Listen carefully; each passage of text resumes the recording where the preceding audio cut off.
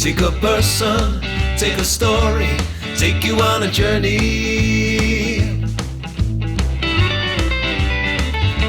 It's your take.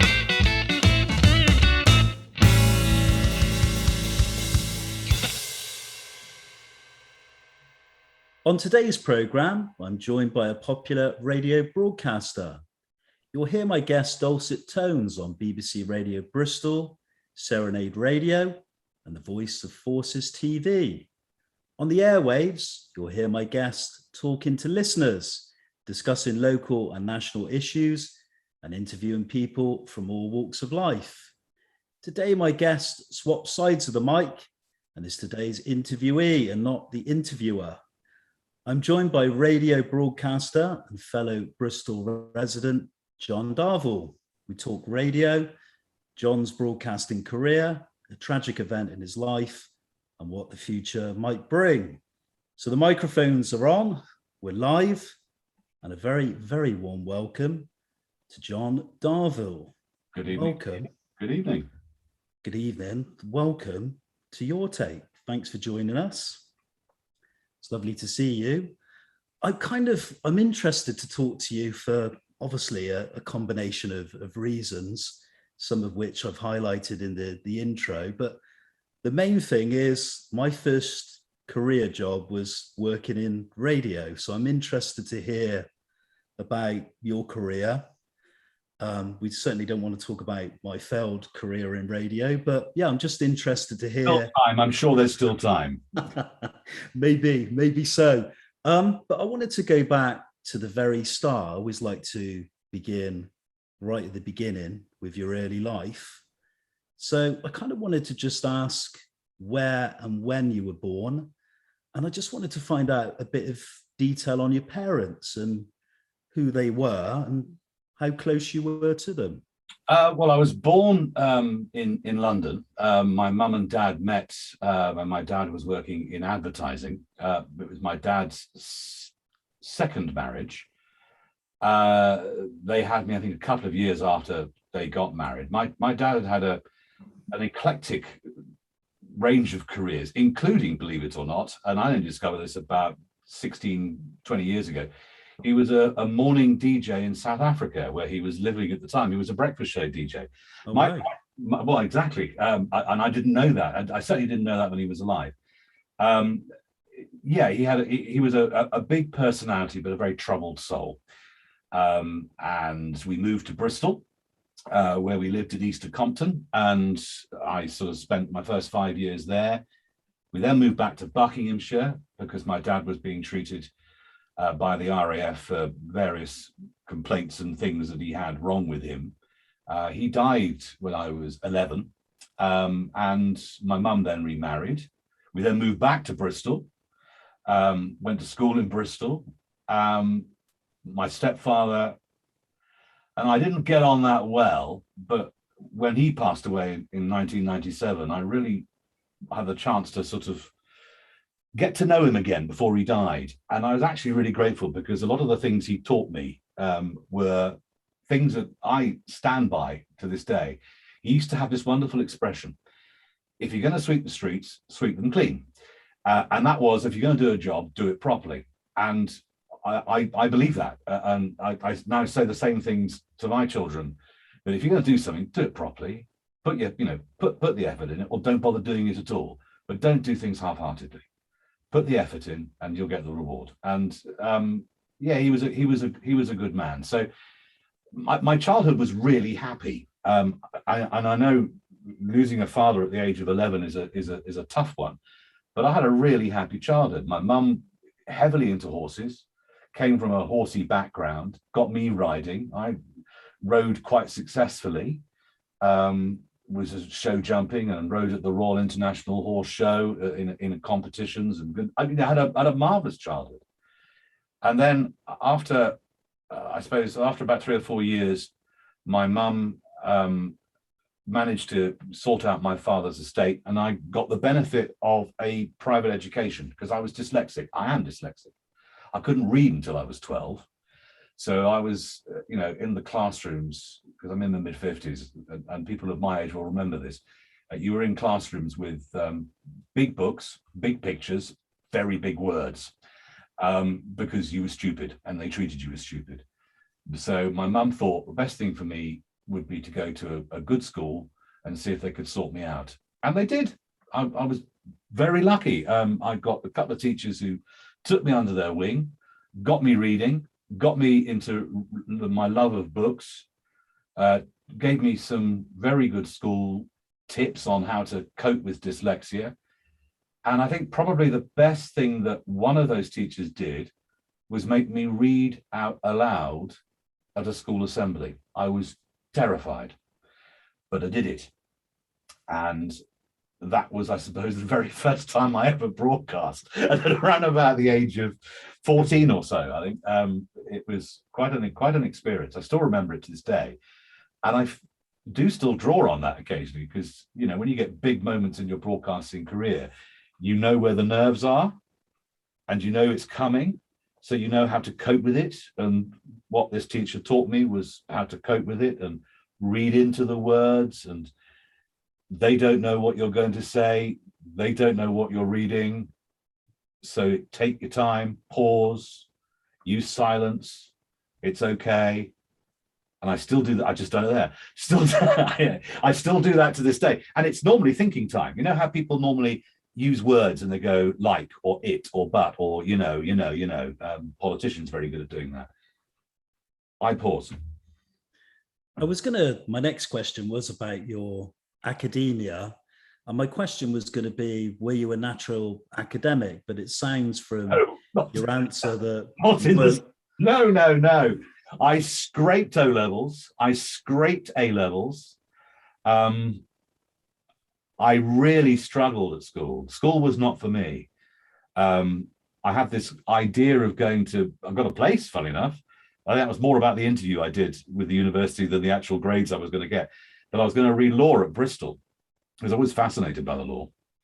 And I got involved in, debating societies and what have you. And I could structure an argument and invariably dismantle my opponents quite well. So I was going to do that, but no way am I an academic. Far from it. I'm very much of the school of life. And I have honours in that. So I'm quite happy with not going to university. At a young age, you kind of mentioned this fascination with the law, but that aside, did you have an ambition to do a certain type of job, or was there kind of a career path that you wanted to specifically lead down? No. I did an army course and was offered a place to join the army, and they were going to pay for me to go to university. I didn't want to do that. I knew I wasn't going to go and read law. I ended up being approached by a teacher who said there's a local estate agent down in the town. If you want to go and have an interview for them, you could go and try working for them. So I left school in the July and started working for them for the 1st of August. I didn't want to be an estate agent, but why not? Give it a go. How hard can it be? And as it turned out, I was quite good at that. So was in a small town and gravitated to Bristol, worked in Bristol for a number of years, ran a big office in Kingswood for the company I was working for at the time. And I was really, it was great. It was great. But then my sister, who was probably the biggest influence in my life, said to me, you don't want to be an estate agent. I said, no, Caroline, I never wanted to be. Why don't you be an actor? And I looked at her and went, are you out of your mind? I don't want to be an actor. No, good God, no. I can't read, and I certainly can't remember the bloody words. Having done a few school plays and being properly terrified doing that. So she's, and I'd always loved radio. I used to listen to the radio because, as an only child, because my sister was from my father's first marriage. So I was that kid with a radio under my bed, listening to Radio Luxembourg and what have you. I loved the radio because it was company. If there were radios that were like these things, mobile phones, but little pocket radios with a single earpiece, which you had a jacket. And I used to ride my horse listening to the radio. I used to ride my bike listening to the radio. I loved radio. I just loved the company. It was just company that you had. And if your mates weren't around, you still had a mate. You still had people who were playing you great music and keeping you company, which is what radio is. What specifically for you struck a chord? What was the kind of magic with radio? Was it kind of the music that they were playing at the time? And Intimacy. Good Radio broadcasters, you're talking one-to-one. So what's the magic of radio is a one-to-one conversation that you've got to know them and you think they know you because they're playing music that you like and they're talking about things that you're interested in, or they're talking about things that might be of interest to you. Two different things. That's the magic of it. Was there a particular moment or a personality or a presenter that you thought, actually, I kind of want to do this as a career? I kind of want to get into broadcasting. Was that, would you say that was true for you, or was it just a kind of... My mum was a huge Terry Wogan fan. I didn't like him. I didn't like Terry Wogan. I love Pete Murray. Pete Murray had an up, and he could do serious and light, and Jimmy Young as well. He could do serious and light. And Tom Edwards, who used to do the chart show on a Sunday, used to love listening to Tom Edwards. What a voice that man had. And he could hold you with that voice. He could literally hold you. You could feel the tension build as he went through the chart. And I was fascinated by the use of language and how they spoke and the way they communicated things. Mm. Pete Murray is probably one of my inspirations, my first inspirations. I've got lots of others, but Pete Murray. When did the broadcasting breakthrough? How did that come about? And did you start off in hospital broadcasting? Was it a question of making a demo and sending it to stations? I am the luckiest man alive. I really am. My first wife and I split up. And this was at the time when my sister was saying, you don't want to be an estate agent, you want to be an actor, because you know, as my life had just completely gone to the floor. And she said, well, you've got a good voice. You've got a voice like Dad's. So why don't you go and do a voiceover course? So I did a voiceover course with a chap called Paul Hollingdale, who used to be on Radio 2. In fact, he was the very first voice on Radio 2. I didn't know that at the time. So I did paid me 250 quid or whatever it is, and, did a course with him. And then looking back on it now, it was a show reel, basically. That's what they gave me, was a show reel. But I then got this show reel and I used all my knowledge from a state agency to punt myself out. I punted myself out everywhere. And at the time, there was a new TV station launching in the United Kingdom called Channel 5. And I'd always quite liked continuity announcers. I always liked what continuity announcers did. And there were some great BBC continuity announcers. I never wanted to do the Envision stuff, but I liked, again, the power of the word, the power to sell you something in a very succinct way. And you think, I'm going to watch that because she just said, that's good. So I'm going to watch it. So I did. I hired a very portable piece of kit, recorded a demo, excuse me, sent it to Channel 5, buggered off to South Africa to see my brother, and spent my sister, came back. They invited me in for an audition.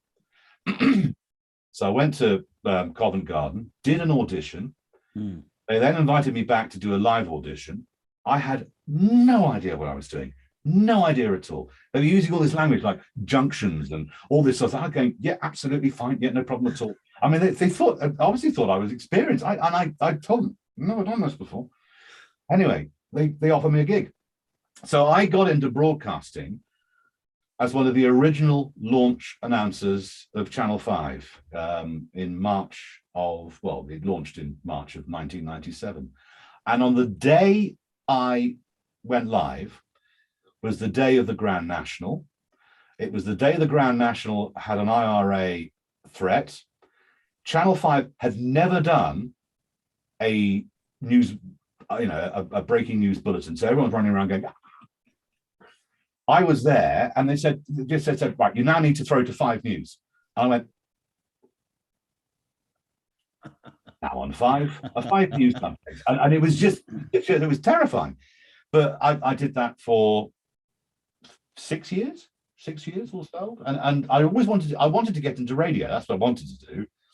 But it was telly, and telly pays well. And I did lots of other stuff on the side, for other satellite, TV stations that don't exist anymore, and what have you. And I moved from they treated the guy who set Channel 5 up, wanted it to be like radio. So they wanted the continuity announcers to have personality, and they wanted the continuity announcers always to be there Monday to Friday doing the soaps and everything else. So you have morning and afternoon and an evening announcer. So I did mornings, and I nicked an idea from Terry Wogan, which he did for Dallas, and I turned a daytime soap called Sunset Beach into a complete Mickey take of the characters, the plots. I mean, it was dreadful, but it was so bad it was good. And that resulted in me doing a road show to students at 15 universities. I used to get people writing poems in, and they were published on a thing called Teletext, which anybody probably under the age of 40 will go, what is that? I remember it fondly. Exactly. Well, we had poems published on there, all sorts. And you Channel 5 in the early days, according to the chief executive of Channel 5, which was a lady called Dawn Airy, it was football, films, and I can't say the last one because it's impolite. But basically, you got naughty films at later, like Confessions of a Window Cleaner, and some kind of Secret Diaries or something. I mean, awful softcore bilge. But they did. I mean, the programs are rubbish. Our job was to polish the turd, effectively, and that's what we did.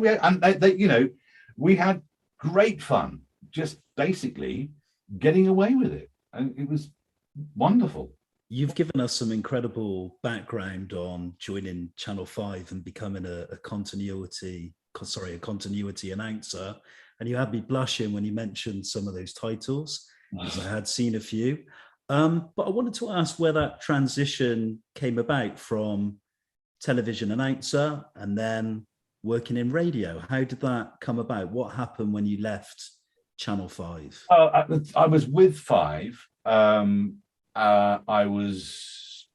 It was all changing. It was all changing, and they put me onto prime time, but they tried to clip our wings. And at that stage, I thought to myself, I'm going to see if I can get into the radio, see if I can pursue this radio malarkey. So I again did some demos, sent some demos off, got a couple of interviews, sent some. I did a radio course. I did another course with Bruno Brooks of Radio 1. He had a little sort of training school in Newbury. Brilliant course. A chap called Steve Caldwell. I don't know whether he's still around, but he was excellent. And got the demo, again, punted it out, got a couple of interviews, and again, nothing happened. So I stuck with 5, and then I got a phone call, I think 2 days before I was about to go on holiday with the now second ex, Mrs. Darvall. And I have to say that both my ex-wives will probably see this, and they know that I love them dearly, and we're all good friends. So, life is more important than bearing grudges. It's just a waste of time and energy. And I got a phone call from the newly regional licensed Saga 105.7 FM, and it was a chap called Brian Savin. And he said, "Would you cover an overnight?" And I went, "Yeah, how hard can it be? Well, you can come in the day before, watch the guy who's doing it, and you can cover his gig." So I went in for free, then did the gig for free, got good feedback. I then, and this is the key to, I think, anybody wants to get into radio, so this is for you listening right now. If you want to get back in, you've got to be persistent. I then kept calling them, and Christmas was going to, be coming and what have you. I said, "Well, if you need any cover over Christmas, I'm your man." And they gave me some Christmas shows. And then the station wanted to take a slightly different route. The East Midlands Saga opened. So one of the presenters went over there. The late show presenter went to Drive. that created an evening show. So I got the Late Show on Saga in 2003. And again, I had no idea what I was doing, but I thought I'd give it a go. And it was the best training ground ever. Mm. It was just the intimacy of a late show. I love late shows. I love that. I love the intimacy, because you really do have a core audience and you get to know them and they get to know you. And then after that, they gave me the Saturday afternoon non-sport show, which we called the Saturday Alternative. So it had no sport in it, apart from at 2:30 in the afternoon, the Bowls News, which was treated with a slight tongue-in-cheek. I can imagine. But nevertheless, and we had celebrity interviews on it. We had a little competition, all sorts, 4 hours of live radio. That was lovely. And then from that, I got the morning show. So I got the morning show at the end of 2004. No, yeah, 2004. Yeah, that's right, 2004. And that was when I started doing morning radio, which I have been doing ever since. Shortly, I want to move on and talk about your time at BBC Radio Bristol and working for the BBC.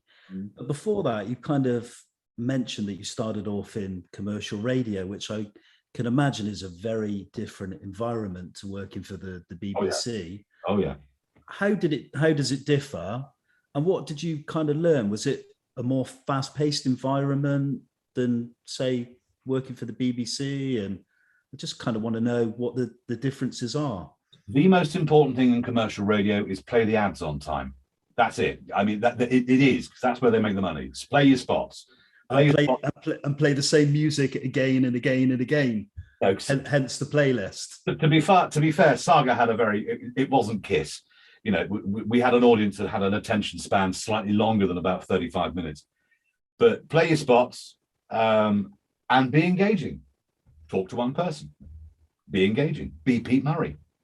Because Saga was aimed at an older audience. And it's interesting now that Boom Radio, which has been started by David Lloyd and Paul Roby, who I used to work with, and I used to cover for Paul actually when he was on BBC Nottingham. So when Paul wasn't there, I used to cover his show for 5 years.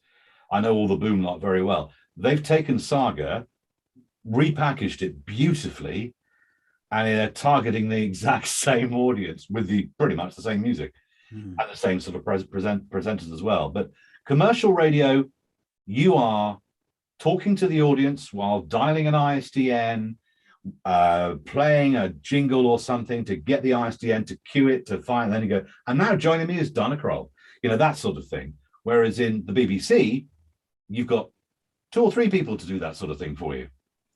They could learn a lot from commercial radio, but commercial radio can be quite stressful because you're pretty much doing it all on your own. I want to move on, as I said, to your BBC career. But firstly, did you have a burning desire to work for the BBC? And I wanted to ask how the BBC Radio Bristol show came about. Did I have a burning? If you're going to work for a broadcaster, you need to work for the BBC at some point. It's not the be all and end all, but it is the one to aim at. It's a global leader in broadcasting. Saga got taken over by Smooth. Smooth offered me the evening show again because they obviously wanted to change things around. I didn't like what they were doing. I again put my name out to some Midland stations at the time because that's where I was. And I got offered a chance to do Sunday breakfast at BBC Radio Shropshire, which is what I did. And as I said to them, I'm not a religious person. So, if you're wanting to pick somebody who's godly, you've got the wrong man. And they said, no, we want it to be spiritual. Oh, I can do that. I can spiritual, not a problem. God. But anyway, I did that. And then they offered me Drive. So I got Drive in Shropshire, which I did for 3 years. And then it all went a bit wrong there, frankly, mainly because the editor and members of staff are all falling out with each other, and it was just all sort of not good. So I left and freelanced. So I freelanced at Nottingham, I freelanced at Derby, I freelanced at Devon, freelanced everywhere I could. I was also, and I still have been, working for British Forces TV, and I've been doing that for a very long time now. I've been doing that since 2006 as a continuity announcer. So that was my, I managed to get a lot of work there and just freelanced in radio. And I'd always wanted to work in Bristol. If I was going to work anywhere, I wanted to work in Bristol for the BBC, if I was going to work for the BBC again, because that's my hometown. That's my city. I grew up there. I know it like the back of my hand. I love the people. My first son and my daughter was born there as well and lived there. It just, but I was going to do it.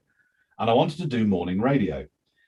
And again, demo, couple of follow-up phone calls, and then out of the blue, when I was freelancing here, there, and everywhere, I got a phone call from the then assistant editor say, would you like to come in and cover the mid-morning program?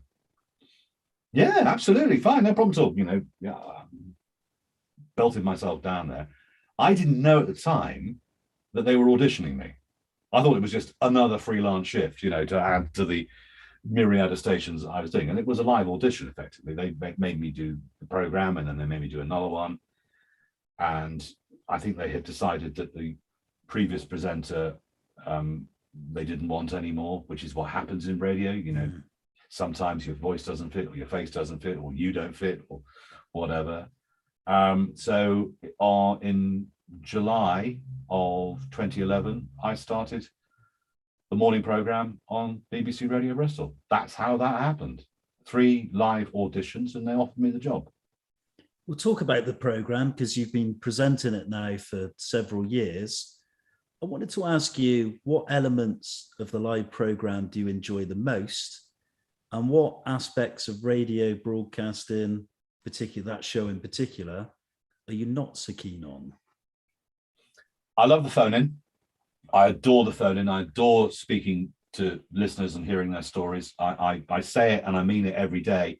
Your voice, your say, and all comers. I want people to agree. I want people to disagree. I want people to feel that they have that relationship with the radio, the station, maybe me, that they can have that, and that's really important to me.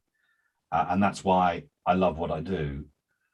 I think anybody who works with me as a producer will tell you, don't give him a script, because unless I've written it myself, that's corporate reads. I'm not me, I'm afraid. And if I'm told that it's legal, I'll treat it as such. But if I've got to read the same thing out 5 days on the bounce, by day 3, I'm afraid to say my tongue is firmly planted in my cheek. But then, I that is part of my honesty as well. And I don't say I like every record either, because that's part of my honesty. I can't expect a listener to be honest with me if I'm not honest with them. I'm interested that you said you enjoyed the phone-in. Yeah. Part of the reason you enjoy that is because of the spontaneity of it.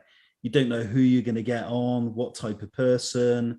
You may even be in disagreement with that particular person. Yep. You could get a caller that decides to be a menace on the air. I'd imagine it must have happened in your time. Yeah. Is that kind of nerve-wracking as well at the same time? It's like dancing on a pin. It's great fun though. It's great fun because most people, 99.9% of people who phone a radio station are good, honest people. And to phone a radio station, you've either really spoken to them, or they really have something they want to say and they want to get it off their chest. Either way, you respect that, always. Even if they are something that is completely counter to what you're debating, or maybe even completely counter to what me, has been saying. But they made the effort. I've got to let them have their say. And I think, over the years, I don't let everybody get away with it, far from it. And certainly I think if you were to talk to people like George Ferguson, Marvin Rees, any local politician, former chief constable, you name it, they don't get away with it when they appear for the hour. But I always look upon myself as in those cases, as a critical friend. My job there is to ask questions that the listener can't answer, or maybe they didn't know they needed to know. And that's where the research comes in. So, that's an important aspect as well. Specifically, when you name individuals involved in politics or have highly responsible jobs, do you think that the media can be far too confrontational these days? If we watch a news program, for example, something like Newsnight, as soon as the politician of the day or a cabinet minister comes on to talk about a certain issue, for me, the journalist straight away goes on the attack. Do you think that's become almost a common denominator in broadcasting? I think in some cases, yes. Television is governed by time formats. I have an hour with a council leader or a chief constable or a MP candidate or whatever, or half an hour with them perhaps. So I've got more time, so I can explore ideas. There are times where you do need to be robust. There are times where you do need to be challenging. But there are also times where you also need to hear what they have to say, because sometimes they will say something that they didn't think they were going to say, and that's fun. Because they might, you push them on something, they'll say something, and then your job, the other hard part of my job is listening. You've got to listen to people, because it's sometimes what they don't think they're saying or what they didn't intend to say that is actually the most important thing, what they're saying. So you've got to listen. I think you've got to be a critical friend. And I would say, hopefully anybody who has spent an hour with me as a high-ranking member of our West elite would look upon me as a critical friend. I wanted to keep on the subject of interviewing people live on air. Obviously, you've interviewed a number of people, whether it's phone-ins, guests on the show, and so on. I wanted to ask you, which interviewees have interested you the most? And has there been a specific story or a series of stories that have kind of moved you in any way? And I'm not talking necessarily about famous people in the public eye. These could be just normal day-to-day working people. Has there been any that have kind of been interesting? There was an older man who lived in fish ponds, and this was about 5-6 years ago, and we were talking about Alzheimer's and dementia, and he phoned up because he just needed to tell somebody what it was really like. And you could hear his wife, who he clearly loved, in the background, just moaning. And he was in tears.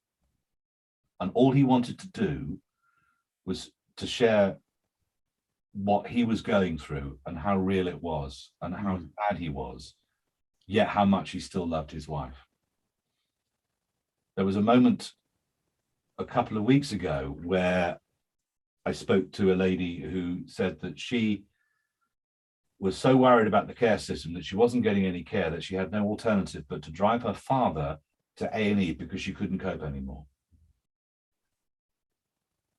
It's moments like that that really make you think that there are real problems and real issues that are beyond the front pages of the headlines. They are beyond who's saying what to who in which House of Parliament or council chamber.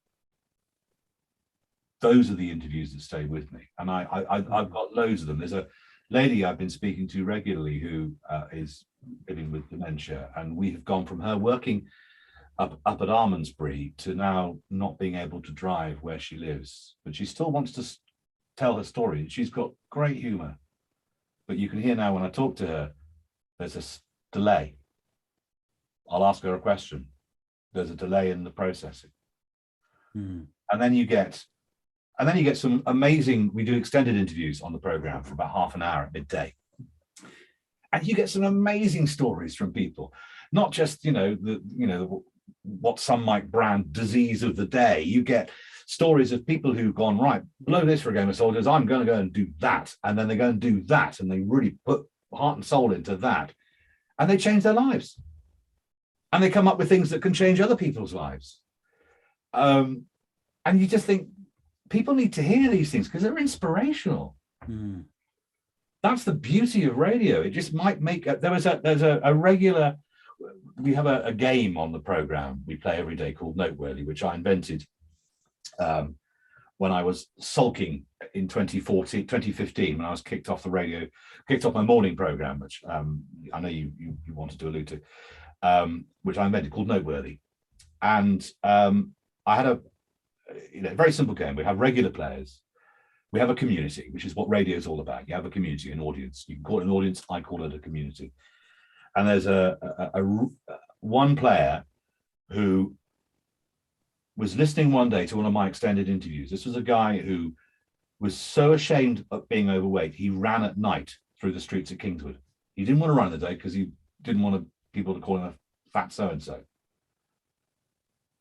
That player then emailed me and said, I am going to get off my backside and I'm going to start exercising. And listening to that man, he now does triathlons. You don't know. I mean, and those are the people who tell you, you don't know the effect you're having with these interviews. So I couldn't say, I mean, selfishly, the best interview I ever did was Tony Bennett. And I've still got the tape of that, which I did 15 years ago. That was out of this world. Yeah, I can imagine. I love my music, and Tony Bennett, I mean, even Frank Sinatra said Tony Bennett's got the best voice. Antonio Benedetto. But it's the listener who phones up or the guest who comes in. They're the ones that are special because you never know what they're going to say. And they sometimes can really hit a chord with somebody. On that note, I wanted to talk about a life-changing moment in your life and a very tragic one as we go back to 2015. I wanted to talk about the tragic death of your daughter, Polly, who died in a car crash. You've spoken quite publicly about losing your daughter, and I just wanted to ask you about when you heard the news about your daughter's death and also about coping with that loss as well. I know it's obviously something very personal and very difficult to talk about, I can imagine, but I just wanted to ask you, where were you when you first heard that tragic news? I was in a hotel in Gerrards Cross because I was working that weekend for Forces TV. So I was staying in a hotel, which is what I often did at the weekends. And I had a phone call from my mum. Well, I was actually downstairs. I was having breakfast. I came upstairs and there was a message from my mum. I thought, well, why is my mum phoning me? So I phoned her back and she said, where are you? And I said, I'm in the hotel in Gerrards Cross. And she said, sit down. And I thought to myself, well, whatever that is, it ain't good news. And then for the second time in my life, my mum had to give me the bad news that someone I loved had died. My daughter was living with my sister at the time in Southampton. She was down there working, saving up money to go traveling. So I drove down there and we went to go and see her. I think it's safe to say that for that, it was a glorious day. It was 31st of October. Gin clear skies, beautiful day. But it was still. It was just the stillness. And I still remember having gone to see my daughter with her grandparents and my eldest son and her mother and her husband. But when we all came out, I had to pay for parking and I didn't have to change. It was just that sort of back in the real world that you're numb, I mean, grief is an extraordinary thing. And I was given a piece of advice by the editor of BBC Radio Bristol who lost her brother. And it's a piece of advice that I will forever thank her for, which was, you don't go through grief. Grief goes through you. You can't control it. It's not controllable. And if you think you can control grief, you are going to suffer more than you could ever imagine. You have to just let it go through you. And I'm still grieving to this day. Mm-hmm. Still struggle with it. You know, October is her birthday. She would have been 28 this year. And the 31st of October is obviously the day that we lost her.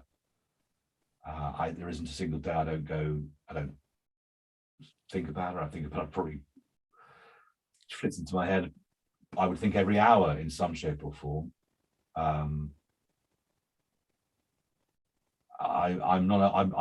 don't think, you know, you go through there's an expression, you know, when you go through the why me, and then it's actually why not me, because, you know, I'm not the only one who's gone through this. There's loads of people who've lost children through, you know, miscarriages, stillbirths, death, cancer, accidents, suicide even. And I you know, and I've spoken to those parents, and every story is heartbreaking. For me, it's just that I describe it now. This is my way of describing it, is that there is a little bit of me that is dead, but surrounding that is a lot of love. And I'll take the love. I don't think I ever want to accept that there's a bit of me that's dead. And I still find it hard, you know. Work keeps me going. Thinking that I am trying to help other people keeps me going. My children keep me going. My partner keeps me going. My family keep me going. My friends keep me going. I work with some brilliant people. I've got some brilliant friends.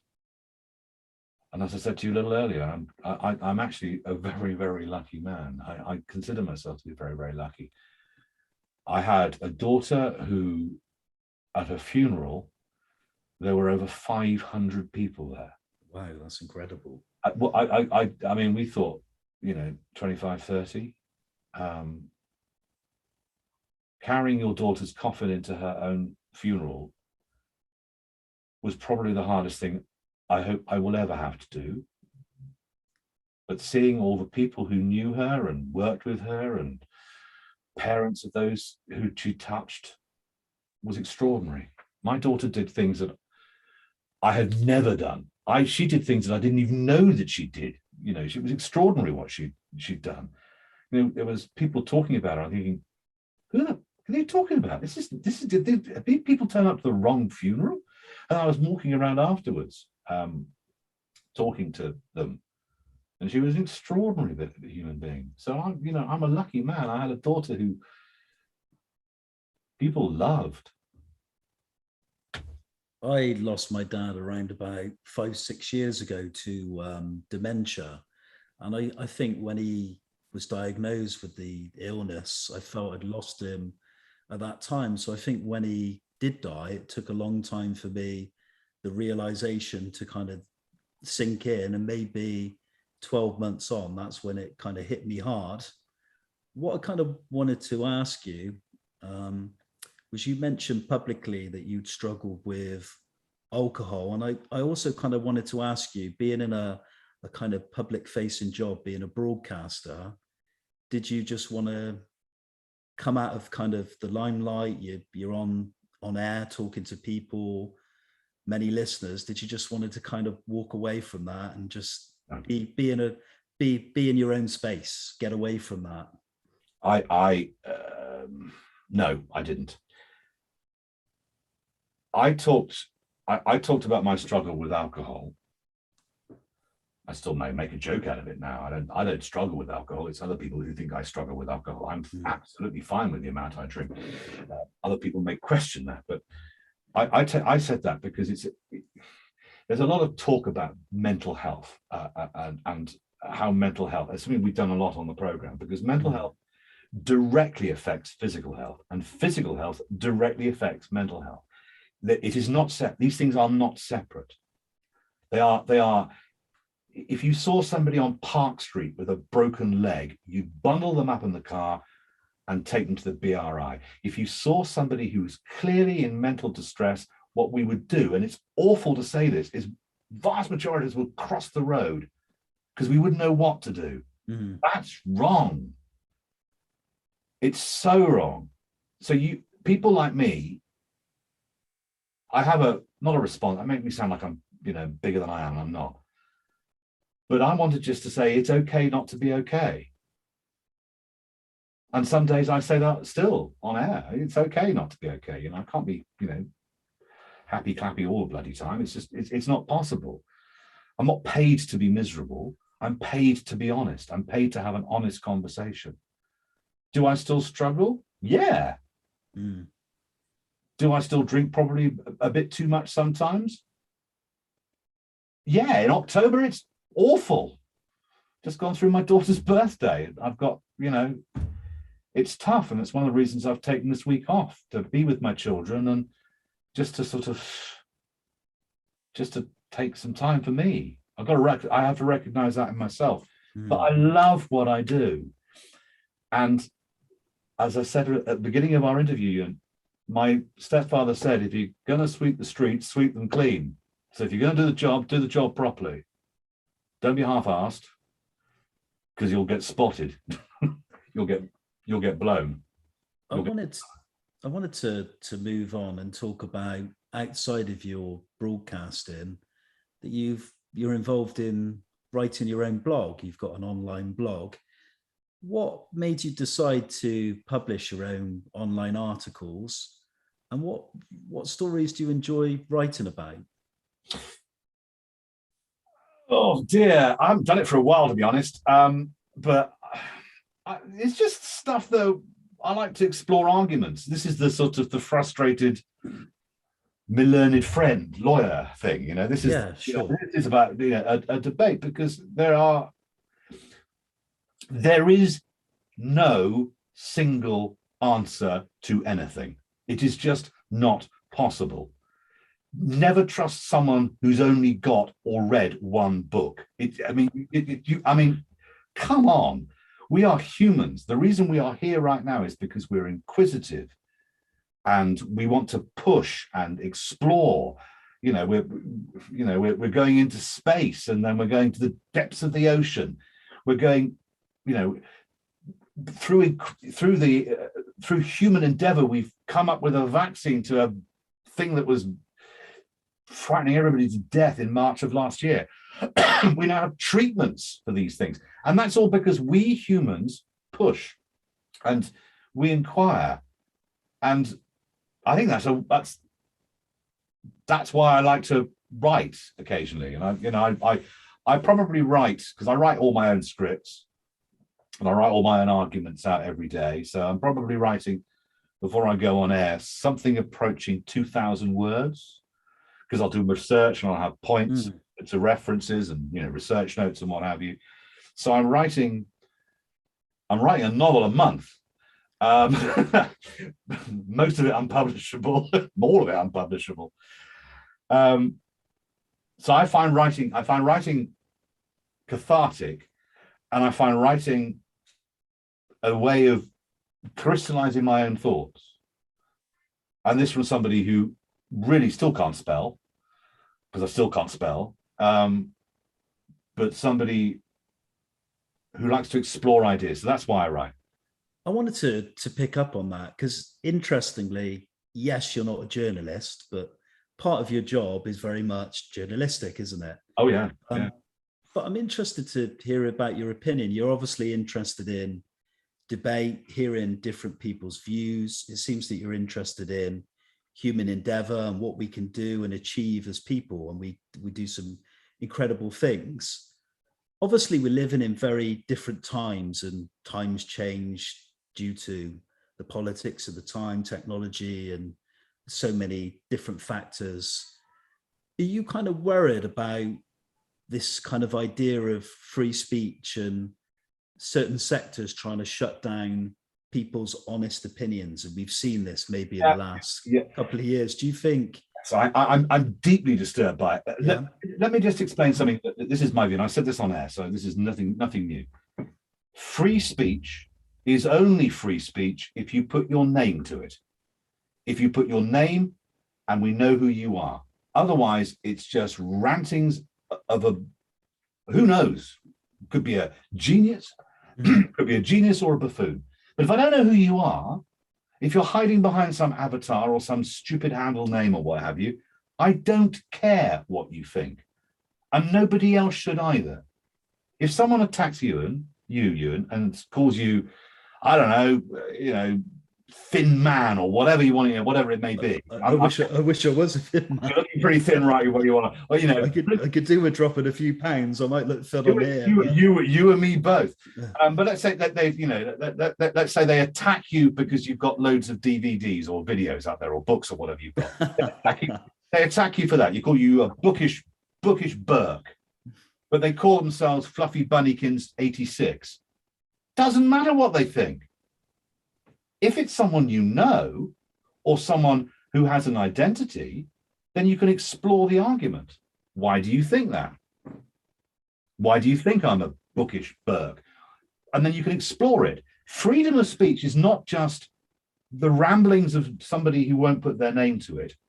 And it cannot just be, oh, well, that's that then. We settled it. What should we do next? That's not how it works. Cancelling people is wrong. You just can't go around cancelling people. Interestingly, working for corporations, your radio career, and I suppose more specifically with the BBC, do you think big corporations and institutions have almost played too safe now, that they're worried that people will attack them via social media, and they're worried about their brand, and more importantly, worried about their reputation, their audience, their listenership, and so on? There is a phrase that has come out in the last, since the digital media, Twitter, Facebook, and what have you. There's this phrase that's come out: reputational damage. And reputational damage would be, I don't know, if you're the oil company Amoco and one of your great big super tankers crashes into the coast of France and spills all its bloody oil out, that's damage. That's reputational damage. If somebody says something stupid on air that they didn't mean to say, and everyone piles in, most of those who are piling in because they're piling in, that's not reputational damage. But we're all a bit too quick to have our say, and we're all a bit too quick to act, and it all needs to slow down. Otherwise, we are going to have more frightful consequences, some of which we have recently seen, because it's all going a little bit too quick and it's all a little bit too febrile. We're going to move on shortly to the final set of questions, and I always enjoy asking these to the various guests we've had on Your Take. Okay. My final question, very simple, is what does the future hold for John Darvall? Any future plans with broadcasting, or what are your kind of aspirations at 50, I guess? 50, I wish, 55. 50, thank you, I'll take that. It's amazing, isn't it? Because people always ask you about this, and they would say, wouldn't you like to be on 5 Live? Wouldn't you like to be on Radio 2? Wouldn't you like to be doing Jeremy Vine's program? Wouldn't you like to be doing this? No, I don't want to do TV. The faff that's involved. I mean, I admire my TV colleagues, but to get 2.5 minutes on Points West takes hours. I can break the same story like that when I'm on air. I don't need a camera crew and all that. 5 people planning the shots and what have you. I just open the microphone, off I go, having checked my facts. This is my last job in broadcasting. Yeah. What I'm doing now, this is it. I will carry on doing this until either I wake up one morning, because I get up at 6. I'm in work by 7:30. I wake up one morning and go, I don't want to do this anymore, and I'm nowhere near that. Or, as often happens in broadcasting, they say, we don't want you to do this anymore, and then my time is up. Simple as that. Broadcasters don't retire as such. They'll find some way of still being on the radio. Look at David Hamilton, God bless him. He's still doing it. He's in his 80s. My mate Roger Day, another one as well. Tony Blackburn. Tony Blackburn. I mean, exactly. All people.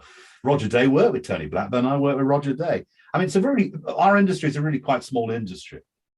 I love what I do. And I love what I do because of the people I work with. And I'm blessed with the people I work with. Truly, truly blessed. I can't thank them enough. They carry me, and I just go ta-da on air. But they carry me. I am blessed by the listeners who put up with me, and phone, and have their say, and play the game, and listen, and give me questions for your question, your answer. So we're all learning a little bit every single day. Yeah. And if I am able to carry on doing that, and the listeners still want me, and the bosses still want me, and I still am asked to get up in the morning, I'll carry on. I think that is a very nice note to end on. We go into the final set of 12 questions. I kind of ask each guest things they like, things they don't like, thoughts on certain things. They're just quick answers. So I just be careful here because of BBC impartiality. But they're not too taxing, I can assure you. This is personal because I'm going to have to like everything and then not like everything as well. So yeah, carry on. So John Darvall, here are the final set of questions. Number 1, what would you say is your favourite pastime? Reading. Moving on to cinema, what is your favourite film and why? Out of Sight, directed by Steven Soderbergh, starring George Clooney and Ving Rhames. It's a brilliant, brilliant movie. Brilliant. Jennifer Lopez is the love interest. Brilliant movie. Look at the colours. Watch the film. Look at the colours. I remember seeing it at the cinema. Is it an Elmore Leonard novel? I think it might be, actually. James Elroy? Yeah. One of the two. One of those two, yeah. Moving on to novels now. Who is your favourite novelist? Dickens. Love a story. Very good choice. Yeah. It can't be bettered, I don't think. You want stories, go to Dickens. If you could have chosen a different profession, which one would you have done? Barrister. I wanted the wig and the gown, and I wanted to be my learned friend. The law thing comes back. Who in life would you say has been your greatest inspiration? My children. Nice answer. Some impartiality now. Do you read a newspaper? And if so, which one? I read all of them. I read every, but I'm not just saying that because I don't want to upset anybody, but I read every single one because every single one gives you a different perspective. I don't read every single one every single day, but I'll read, the Mirror one day, the Mail the next day, the Sun the next day, the Time the next day. At the weekend, much to my partner's annoyance, I'll probably come home with a great big wad of them. And she says, well, that's great. At least if the dog makes a mess, we've got something to clear it up with. But I read all of them because you've got to get, as I said, don't read one opinion, read lots of opinions. You'll be better informed to make your own opinion. Can I ask a preference or no? I like the Times and I love the Financial Times. Next one. What is your favorite food? Chinese food, although I'm not allowed to eat it because it upsets my stomach. Who would you say is your favorite cultural icon? Cary Grant. And a fellow Bristolian as well. Absolutely, yeah, Hallfield's finest. Archibald Leach. And I'll tell you why. Because Cary Grant was, and still is, the absolute master of comedy and drama. He really is. You watch him perform, he does it beautifully. And if you watched Out of Sight and watch George Clooney in Out of Sight, he's doing a Cary Grant. I got a soft spot for Cary Grant. I think he was a great Hollywood superstar and made some great films with Hitchcock. So Charade, that's the movie where you see the best of Cary Grant, his last leading role that he didn't want to play because he felt he was way too old for Audrey Hepburn, his love interest, but you see the comedy and you see the brilliant acting and the slapstick as well, which he learned at the Hippodrome, of course. I always thought he was good in Bringing Up Baby with with Catherine Hepburn. Next one, what is your favorite curse word and why? And you can say it. Gosh, my favorite curse word.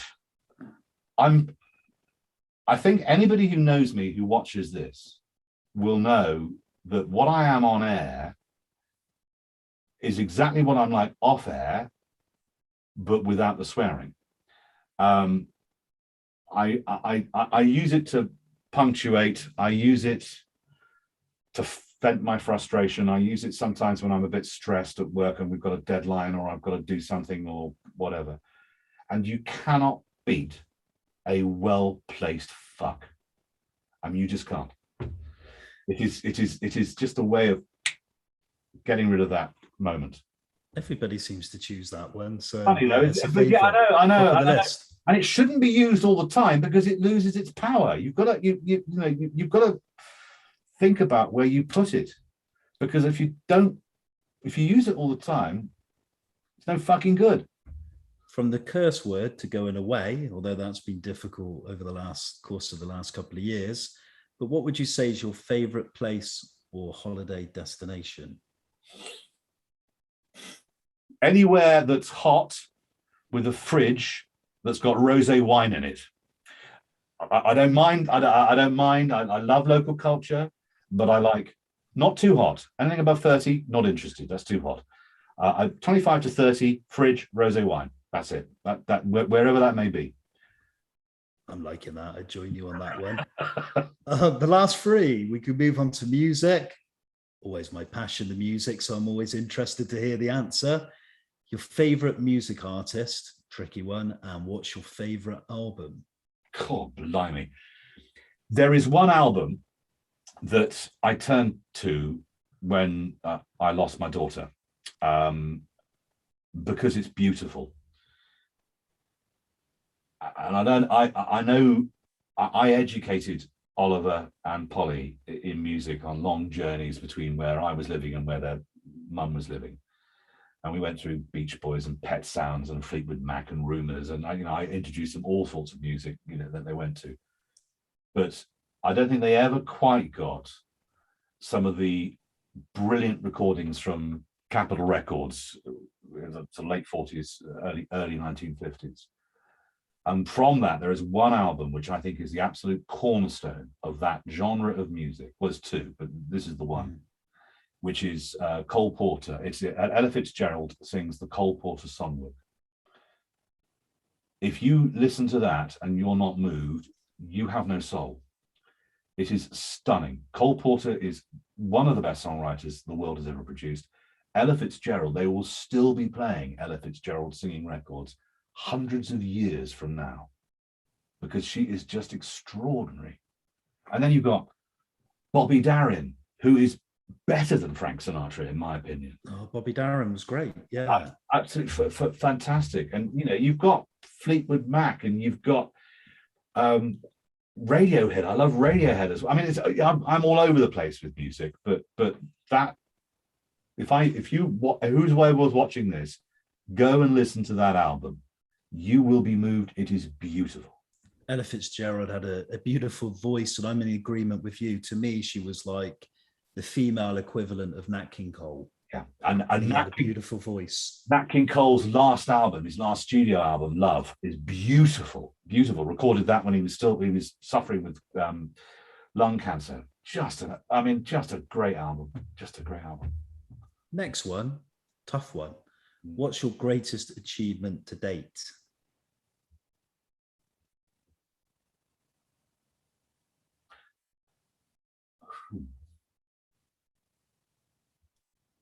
I've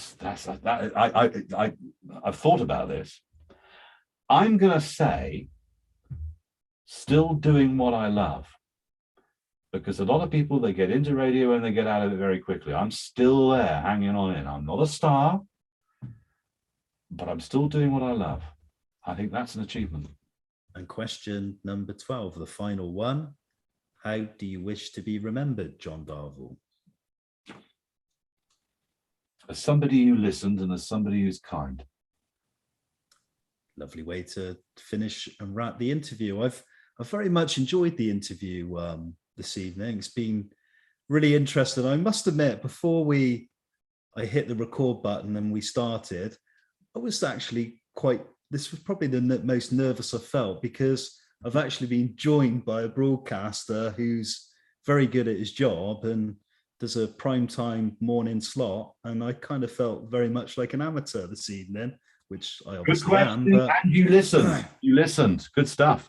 But thank you kindly for your time. It's been an interesting insight into your career and sadly the tragedy in your life as well. But thank you kindly for joining us, being honest, and thank you kindly, most importantly, for your time. Thank you.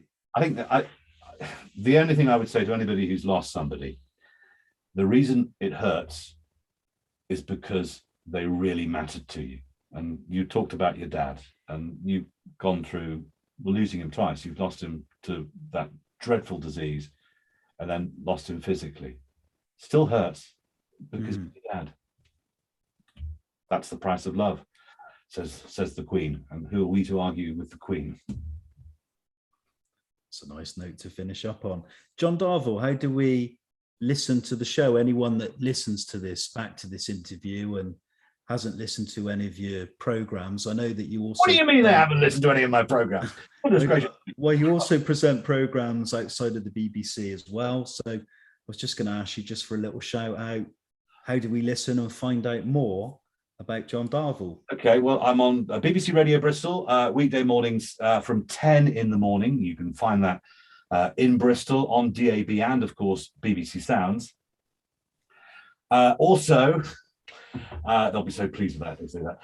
Also, I'm on Serenade Radio in the afternoons, which is an online radio station, which is the best in easy listening, and it is actually the best in easy listening. So that's serenaderadio.com, I think. And Forces TV, which is currently running Blake 7 if you're a sci-fi geek, amongst other things. I'm liking that, and maybe some Ella Fitzgerald as well thrown in. All right.